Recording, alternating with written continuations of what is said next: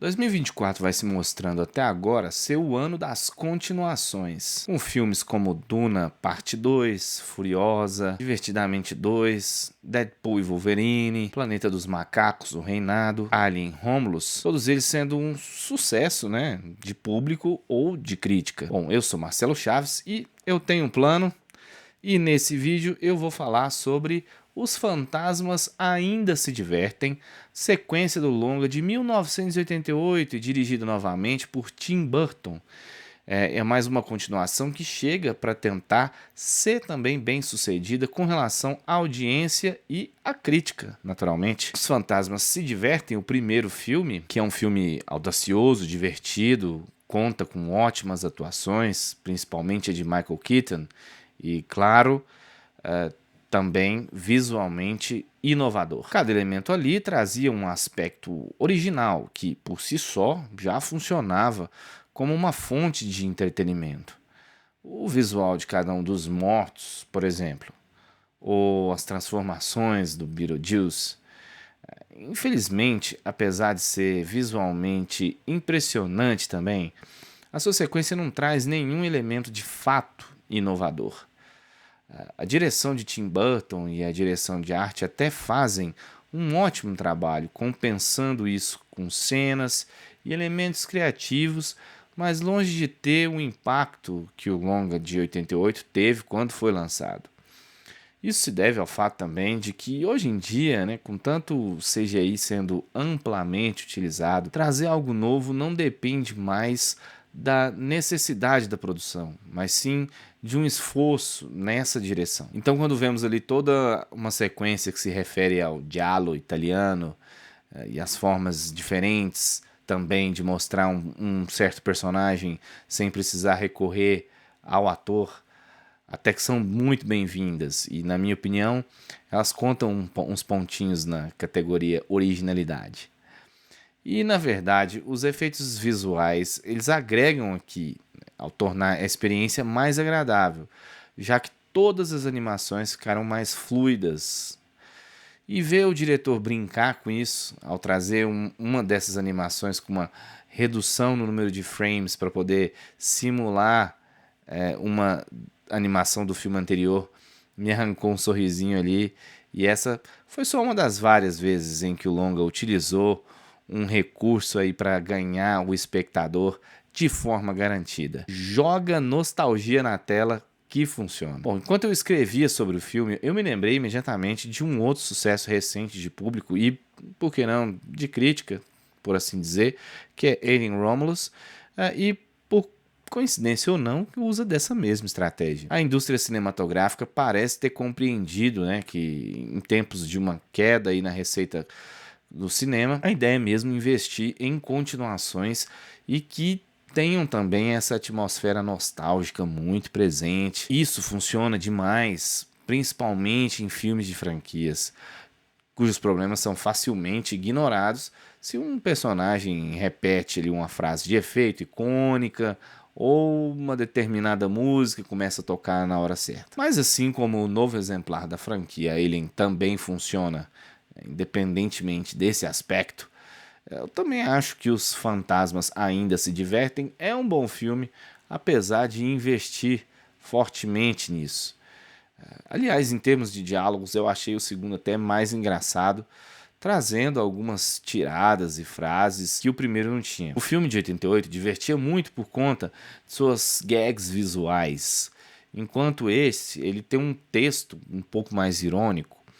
E o que muda é que muito do texto cômico do primeiro filme era proveniente do personagem Beetlejuice, com o seu humor completamente inadequado. Como os tempos mudaram, o politicamente correto, né, tá sempre de olho, aí temos um Beetlejuice aqui um pouquinho mais comedido, mas quem diria, romântico até. E isso talvez tenha tirado um pouco da força do personagem. Mas é que o roteiro também prefere investir em outros conflitos, né, tirando o foco do Beetlejuice.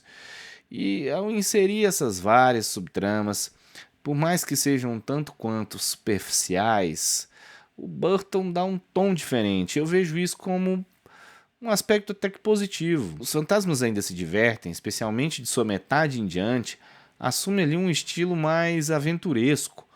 E aí eu preciso ressaltar o ótimo trabalho de montagem, né, que confere o dinamismo e a energia necessários, mas sem se perder nas várias subtramas simultâneas.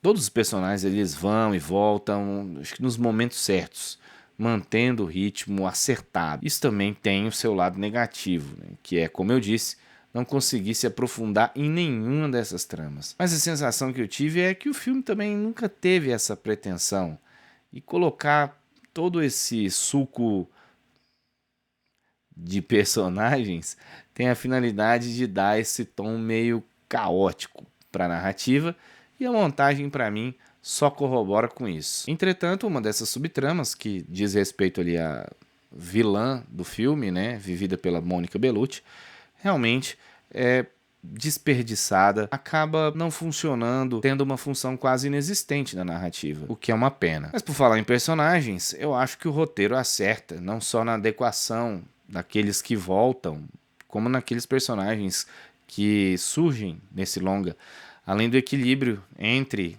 essas subtramas envolvendo todos eles, para que a narrativa mantenha esse aspecto de que tudo seja uma grande confusão, com pinceladas ali de um melodrama quando acho conveniente. Wolf Jackson e Rory, interpretados por William Dafoe e Justin Theroux, respectivamente, são ótimas adições. O Jackson é fascinante, encontrando no pós-vida o seu verdadeiro propósito e vocação, e o Dafoe dispensa comentários na interpretação, fazendo com que o espectador até acabe levando o personagem a sério. E o Rory, mesmo sendo um tipo tão comum, né, em outras histórias, ganha algo a mais aqui com a excelente atuação do Theroux, pois o seu comportamento manipulador, travestido de homem, desconstruído, carregado de positividade tóxica, é muito convincente. E é inevitável vê-la em cena e não ter vontade de deletar o seu Instagram. Completando o time dos novatos, Jenna Ortega consegue conferir a Astrid aquela personalidade meio antipática e ressentida que a personagem demanda. Catherine O'Hara é do time dos que retornam. E, nossa, que excelente atriz que é a Catherine. O roteiro ele foi bem generoso com a personagem, lhe deu um certo ar ali de experiência, mas sem perder aquela loucura que habita nela. Eu adorei ela aqui. A Winona Ryder também conseguiu, a meu ver, conferir ali uma certa evolução à Lydia, mas também é curioso como ela às vezes parece estar mais confusa do que há décadas atrás. Bom, de fato, lidar com fantasmas não deve ser uma coisa muito tranquila, e a Winona trabalha bem essa figura transtornada, ainda mais quando começa a ter que confrontar um fantasma do passado, literalmente. E falando no diabo, ou no fantasma, a atuação do Michael Keaton chama muito a atenção pela mudança significativa na postura, né? O Beetlejuice aqui está mais manso, a ver logo pelo tom de voz mais grave. Ou seja, até para um fantasma eu acho que o tempo teve ali sua relevância. O Tim Burton disse em entrevista que o longa iria abordar essa questão da passagem do tempo, então é nada mais natural que o personagem título, no caso o título original, né, Beetlejuice, também esteja sujeito a isso. O Keaton, ele dosa bem o personagem e é como se estivéssemos vendo em tela a resposta exata para a seguinte pergunta: como seria ver um fantasma pervertido, completamente louco, desvairado, envelhecido depois de perder o seu amor?